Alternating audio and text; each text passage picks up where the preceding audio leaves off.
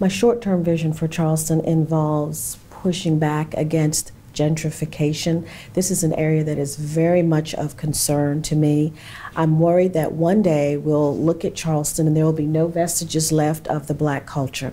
And I want my girls to see Charleston as I grew up. I want them to know where to find a good chili bear, where to get a real good Charleston chewy. And I'm concerned that if we don't put that at the forefront, those things will be lost. So initially it's gentrification and all of the efforts around that.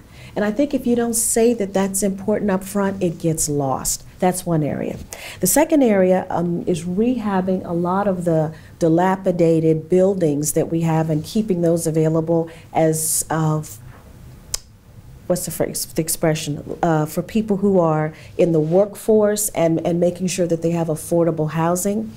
This area caught my attention a good bit because I pay attention to a lot of what's going on in Philadelphia. I grew up in Philly, and Philly has waves and waves of row houses that are being rehabbed so that people can come back into the city. I think that's a wonderful opportunity, and just as I was coming here today, there is a whole group of houses just across the street as you cross onto Meeting Street that have been sitting there, I know, since I was in high school. Nothing has happened to them, so if we could rehab those, turn them into units, that's an opportunity for affordable housing there.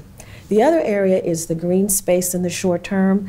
That means a lot to me because of the challenges that our kids have with diabetes and obesity.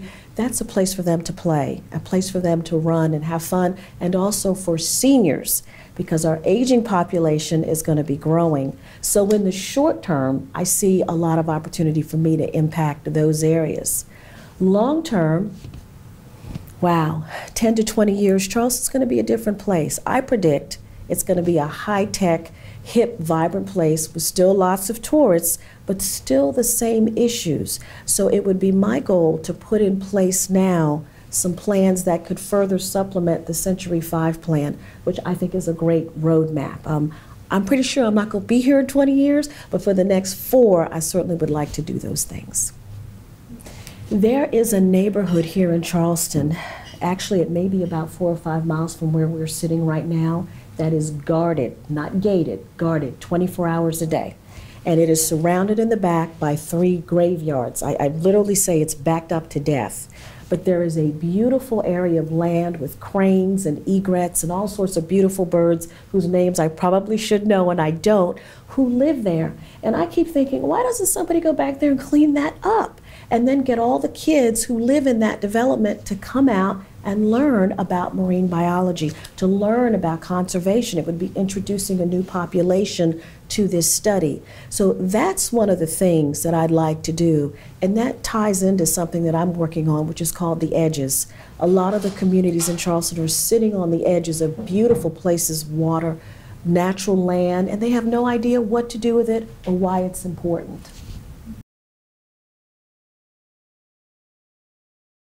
I do want to say it's important to have units that are for workforce, working people, people who don't have a lot of cash. I don't want Charleston to become a place of just Tony neighborhoods. And I see that happening already. You got to have a mix. Seniors, single working moms, working dads, families. I think that makes for a good neighborhood. So I'm not opposed to high density. I do want to see more workforce units though. And I think we have to demand that.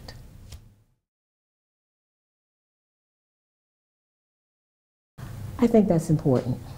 I think that's going to be a big part of my job. And we are on the precipice of a huge amount of unprecedented development.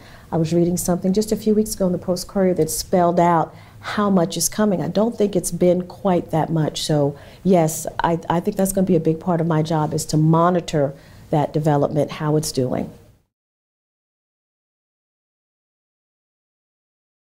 I was looking a little bit about the Horizon West and the West End development, and I think that that's a probability, but then I keep thinking about that corner is going to be awfully clogged.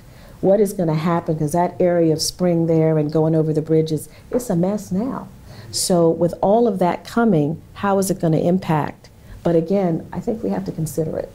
I wouldn't say I'm against it. I would say I'm concerned about the impact, because I know trying to get across that bridge certain times of the day, it's a nightmare. Where are all those people can park? where are they going to go? And that's something we have to think about. And I don't think I've seen anything yet that addresses where that's how that's going to be impacted or how that's going to be managed. So that would be my concern at this point.